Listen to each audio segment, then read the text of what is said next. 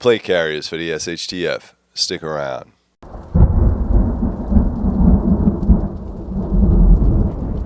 Welcome back to my SHTF, the lies that you've been told. All right, so it's kind of a joke, kind of a jest that I'm just poking at some preppers and stuff like that. So I don't want you to get too butthurt about it. But I do have a lot of gear, and someone that has been in the combat zone and again has had to hump a lot of this stuff around does understand the pain that's involved. When I do see a lot of videos being made, a lot of people are just making videos to make videos, not necessarily understanding the weight constraints of their physical being, their family members, etc. So what I'm trying to do is give you guys the do's and don'ts, or at least a little bit of an idea of how much pain these plate carriers are to carry around with you, and maybe that will change your mind. However, if you're like me, you live in an urban setting, you want a plate carrier because more than likely, if it is the SHTF, there's going to be a lot of guns going around and a lot of bullets flying. You're going to need some armor. And we'll talk a little bit about that as well.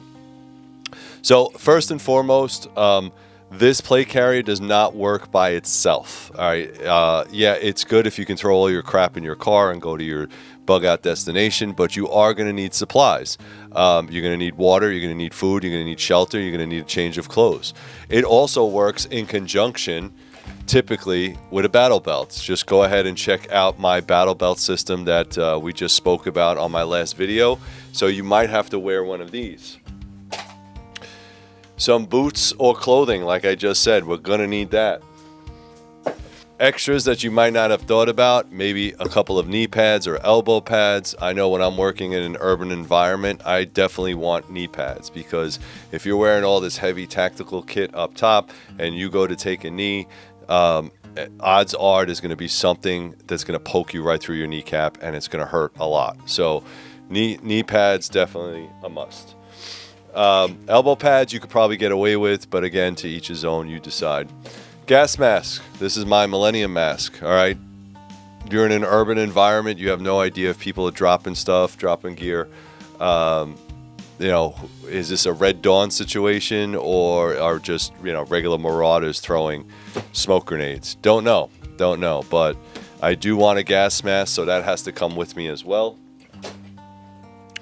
Ball cap, kind of self-explanatory. If I wanted to go incognito or I wanted to don or get rid of all this gear, I need to look the part or go back into gray man. I should be able to just take this off, put on a ball cap, put on some regular street clothes, and I'm good. Extra ammo. Now this happens to be a leg drop from SOE gear. It has 2 straps on there, and I could fit 4 magazines in here and 2 pistol magazines on the side. So extra magazines, extra ammunition, whether you decide to carry it with you or whether you decide that you're probably going to have to drop it in a cache and pick it up later, you do need a way to store extra mags, possibly some type of bandolier. The USGI bandoliers are fantastic. You put 6 in a row and you're good. Extra batteries, comms, water, like I said, some type of shelter. This kit right here looks cool on the videos, but what it doesn't tell you is how much weight it's going to cost you, how heavy it's going to be, all of that. Also, when we're talking about headgear, all right, this is a level 3 piece of headgear. All right, so it doesn't stop rifle rounds, but it will stop pistol rounds. This helmet right here, I forget who makes it. I think it was Hardhead Veterans. Check them out, guys. It's a veteran-owned company. I really like it. So Hardhead Veterans, I think you can get one for like $400. But yeah, this is Kevlar. Walking around the city in one of these kits is probably going to get you noticed. Now, walking around in an environment where you don't give a crap because the world has gone to shit, all right, I got you. But again, all of this weighing on your neck every day, and if you have nods. I don't have nods. That's one of the kits. That's one piece of kit that I'm working on. I know it is absolutely a fantastic piece of kit if you can get nods. So But nods are expensive. You know, you're looking at $2,000 on the light end. You know, you can get the one monocular, but again, it's up to you. So yeah, helmet's going to be pretty heavy. Again, you don't have to wear one. You can go with the baseball hat. You can go with a boonie hat. Doesn't matter. So let's get into my plate carrier just so you guys can take a look. I'm not going to go over the plates. They are the polyethylene style plate, and we'll talk a little bit about that when I get to the plate segment. And again, I have other plates as well. But again, weight is always going to be a contributing factor when you're rolling with this. Again, I'm not a young man anymore. I'm in my 50s. So I'm going to try to do the best I can with the kit that I have. But let's take a better and closer look at what I have here. All right, guys. So this is a Cry Precision JPC. It's jumpable. I'm not jumping out of any aircrafts. But what I like about it, it's very well done. And it's lightweight. All right, again, you don't have to get into multicam. I do have other plate carriers that are slick, that are in black, so if I wanted to put it under a coat I could, but this is my full battle rattle. The only thing I don't have on here are the magazines. All right, so the magazines will come later and we'll talk about that later as well. I'm gonna pull this back so you guys can take a better look. Up top here, I just have a simple admin pouch with just some Right in the Rain kit, no big deal. All right, I have my rip off med pouch. All right, so if I need to take care of myself, this is my IFAC, I'll rip that off. I have 2 tourniquets up front, 2 tourniquets. These are the military USGI. When you pull these open, the tourniquet falls out and it looks like a scorpion, so they call it a scorpion pouch. Over here I have 2 pistol mag pouches. One pouch has my red lens flashlight, okay, because I think it's important to have a red lens flashlight. If you wanted to carry a headlamp, that's fine. In the other pouch, I have my Leatherman, because having a Leatherman in combat is absolutely essential. I don't care who you are, fight me on that one. All right, going around to the side, I have a smoke pouch made by SOE. And the only thing I have in there is my Baofeng radio, and I did connect a push-to-talk. All right, so it's wired through here, and I have my push-to-talk that gets to my headset. Now I can use this headset on my helmet, but I also have an extra set of Peltors, and what that does is if I don't want to wear the helmet or the helmet's too much, I could just throw my Peltors on over it, connect it to the Baofeng, and then I have my comms. All right, I also have in there my Cold Steel SRK. You guys have probably seen this before. All I did was paint the top of it so it blends a little bit better into my my plate carrier. It blends a little bit better into it.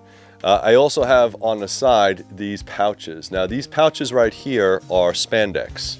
I could add more rifle magazines. So I have 1, 2, 3, 4, 5, 6, 7. I have them on the other side as well. So I have 7 magazines that I can carry on this plate carrier. I could also carry them in the back panel as well. And if I need to, I have a leg drop where I can carry more magazines, all right? Because nobody ever said in combat, hey, I want less magazines, right? More bullets means more better. Let's flip around the side. I do have some gloves. All right, these are just mechanics gloves and they're multicam. I do try to get the ones that have the leather palm because I feel they last a little bit longer. And again, when you running and gunning in this kit, it's a pain in the ass. So you definitely want something, especially dealing with, if you're shooting your rifle a lot, you definitely want something on your hands. I did weave through a Camelback. All right, so I do have water on this plate carrier. I think it's absolutely essential that you have water on this plate carrier. Absolutely essential. You definitely need it. On the back panel itself, all right, Eye Pro, you're gonna need that. Ear Pro, and again, this is another set. These are walkers. But this is another set that I can hang up, I can put on my head, and got my comms, and I'm good to go. Also have a Shema, very important to have a Shema. Again, multiple reasons to have this. not only is it a comfort item, but you can use it for any type of wounds, or if you need to wash your face or your butt or whatever. This thing is fantastic. So I definitely have that. I have a rain poncho. All right, just a simple rain poncho. I could set it up as a shelter, as a tarp. I could wrap it around me.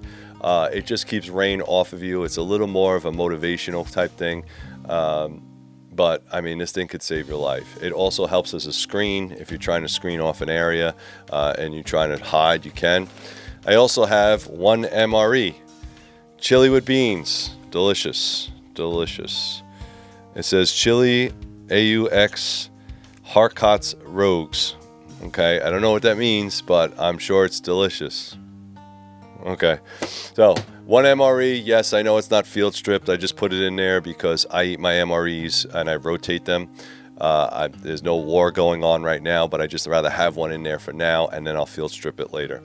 So that's for the big bag. And then on the back, I have Liquid IV.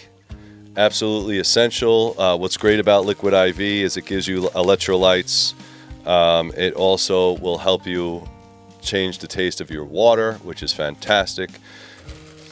Speaking of water, Sawyer Mini. All right, what I like about the Sawyer Mini is I can use the actual bag if I wanted to, out of the straw if it's dirty water, or I can actually connect it to the line that I have on my Camelback. I could split the line, heat it up a little bit, put it all together, and then just drink dirty water from your Camelback and make it clean with this device. So that's pretty good. And I always have wet ones. All right, good for butt wipes, good for hand wipes, good for washing out and cleaning wounds, cleaning your hands, that kind of thing. The one thing that I forgot, I have a dangler on this kit. We'll look into the dangler. All right, on my dangler, on the outside pouch, I have cami paint. Again, depending on what we're doing, I might need to cami up. On the inside pouch, I have 2 chem lights. I have a very, very small fire starting kit, which has 2 lighters and a little bit of tinder. I have my lensetic compass, my USGI lensetic compass. I know these are heavy. I know they're pretty big, but they're bomb proof. They cost about $70 now. I remember when these things were like $35. All right, lensetic compass. All right, I learned on this on how to navigate. Again, GPS would be great. I have a GPS, but I don't always use it. I typically go by the contours of the mountains, and I use a bearing using my compass. And if you're good in land navigation, you don't need a GPS. Whoa, that's crazy, right? Extra batteries, because you're going to need them. My boo-boo kit. All right, you're going to be humping all this kit. You're going to want some Advil, some Tylenol, maybe some anti-diarrhea, some Band-Aids, some tape, something for your feet, because again, you will probably get blisters. All right, make sure you have a good set of broken-in boots and a signal mirror. All right, this is definitely going to come in handy. This is one of the metal ones. You could also use it for shaving if you needed to. All right, so one of the biggest things, again, like I said, notice that it's not a tremendous amount of kit, but there's no resupply here. You need to resupply. There's no way, unless you're part of a militia, unless you're part of a unit, or unless you're about like-minded individuals or have a cache, that you can survive any of this. I see a lot of videos where guys have 3 magazines on their plate. Well, yeah, if you're special ops and you have a helicopter that you can call that can drop you off more magazines, great. But you should not be below 7 magazines carried on your person at any time. I carried in Iraq 10 to 14 magazines, 10 to 14. And if I have to throw extra in my backpack, that's what I did. Loaded, ready to go. So even if I went down and my partner needed more ammo, we could survive that fight until we got help to help us out. So I wanted you to be more realistic. I figured that weight is always a consideration when it comes to plate carriers, and also location. Now here in the inner city, there's not, I wouldn't say no rifles, there are rifles, but if it is the SHTF scenario, how far are you going to get with rifle plates? All right, what's your physical fitness level? That all takes an account. Also, you got to remember you're carrying water. Water is heavy. Communications, 7+ magazines is heavy. If you're going to carry a battle belt, now we're talking about more gear, more kit, more stuff on your belt, right? You know, I think that you need to really seriously consider any type of bug out or any type of SHTF with a plate carrier. I think it's a good idea to have them. I think if you are someone that is defending a location, they are fantastic for that. If you're doing vehicle-borne operations, that is fantastic for that because you can get dropped off. You're not humping this crap everywhere. You have everything you need for at least 72 hours. That's great. But if you think you're going to take all this kit, all this plate, all this helmets and everything else and travel 30 miles to your boog or to your bug out location, you're out of your mind. There's no way you're going to do it. You're probably going to wind up shedding all that stuff to begin with. So what I would suggest is, yes, get the plate and the plate carrier. Get it as soon as you can. Practice in it. See what works, what doesn't. Understand that a full combat load is 7+ magazines. 7+. Don't get a plate carrier that only carries 3 and think, oh, I'm good for the SHTF, because you are not. The only thing you're doing with 3 magazines is once you run out, you just have a rifle that's now a baseball bat. That's all you have. It's absolutely useless. So in order for you to be combat effective, you need to be physically fit. You need to know what your body can handle, how much weight you can carry, what's your resupply, what's going to be in your backpack or your back panel. Is there any add-on kit, that kind of thing. So I hope this video helped you guys out a little bit. If it did, please put the comments down below. Let me know if I missed anything. I do have 550 cord. I know someone's going to say that. I have 550 cord. Water and Motrin, guys. Water and Motrin. It cures everything. But yes, I hope this video helped you guys out. Thank you for watching. Thank you for commenting. Please put a like and subscribe. Do all that good stuff. I do have a couple more videos coming up. We're going to talk about plates next. So stay tuned for that. And if you want, you could be a Patreon member. It only costs you $1 a month. I'll put the links down below to most of this stuff that you saw on this plate. I am an Amazon affiliate, so there's probably not going to be too much stuff on there. But if you want to check out my Amazon store, that's great. I think I get like 2 cents on the dollar every time you purchase something. So thank you very much for that, guys. And as always, stay safe.